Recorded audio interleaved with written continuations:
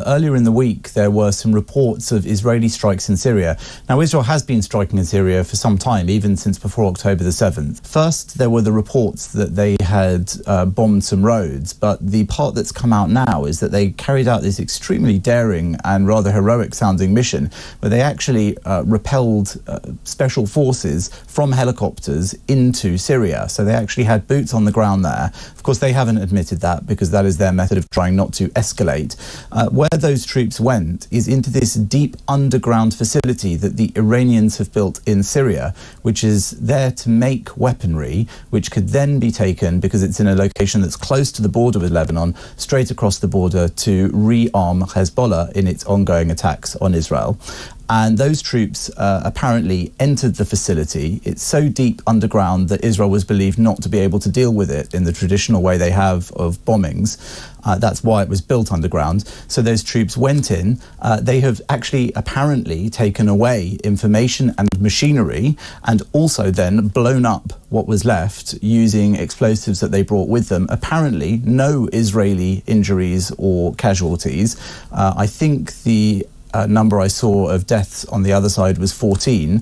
And this is actually quite extraordinary. There is also some reporting that they did notify the Americans, and the Americans did not object to this happening before the activity took place. So again, this is Israel showing that even the most untouchable of Iranian assets, even deep in Syria, on the border with Lebanon, are within its reach if they need to act in order to try to stop the threat that Iran is placing around the whole of the state of Israel with facilities like these. And this was called a special scientific research centre. Yeah. But in actual fact, it's part of a wider network that's dotted around Syria in order to develop these weapons so that it's easier for Iran to rearm Hezbollah in Lebanon without the weaponry actually having to come directly from Iran. This isn't really some localised skirmish between Israel and Palestinians or Israel and Hamas in Gaza.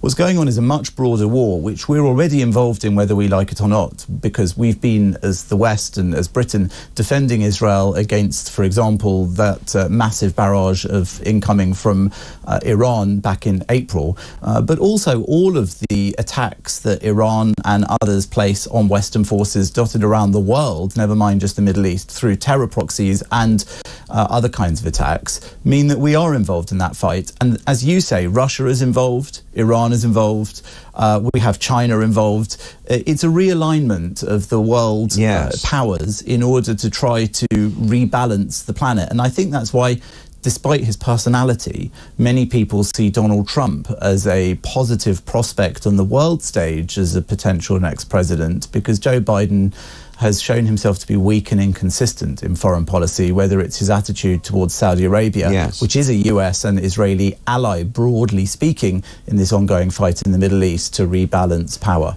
I think that for the sake of Israel's ability to defend itself and create a deterrence, it's had to make certain decisions since October the 7th. Yes. At first, it was fighting... hardening the opposition. Exactly. And I think that the strike in Yemen that took out the port and those oil facilities, the strike deep in Iran that took out the Hamas leader when he was there for the late president's funeral, this sort of strike in Syria demonstrates once again the traditional abilities of Israel to fight off its territory, further afield, in order to show a strong deterrence to its enemies. And that really is the only way that Israel has been successful militarily over the years and throughout its history in war. It's by showing that it can fight quickly, far away, deep into other countries when needed, in order to protect itself and effectively show a deterrence, because it's a tiny country, people don't necessarily realise that, surrounded by masses of enemies who want to literally wipe it out. When that is the case, the only way that it can effectively defend itself, and this has been Israeli doctrine really since the birth of the nation almost, is to show strength against those kinds of threats, but also the ability to make peace with any neighbours who wish seriously to do so. And it's done that, whether it's been giving back the Sinai after its defensive war against Egypt, when it did eventually make peace with Egypt, albeit a cold peace.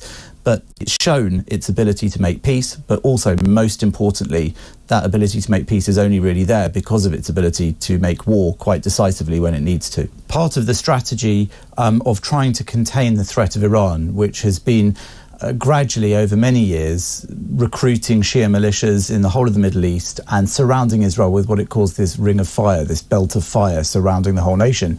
And that way they can take the war to Israel with their stated intention of eliminating the entire state by 2040. They even have a countdown clock in Tehran. And they can do that without bringing the war onto their own territory in Iran, because they use these proxies, such as the Houthis in Yemen, who we've heard a lot about in the last year, and also in the north, as you say, in Lebanon, we've had Hezbollah, and of course, in Gaza, though they're not Shia militias, Hamas, who are fighting Israel. The aim is to have this sort of ongoing, long drawn-out war of attrition, where Israel is worn down militarily and in other ways in order to try to facilitate its downfall. But Israel has been really carrying out these strikes in the north, whether it's in Lebanon or in Syria, for some time.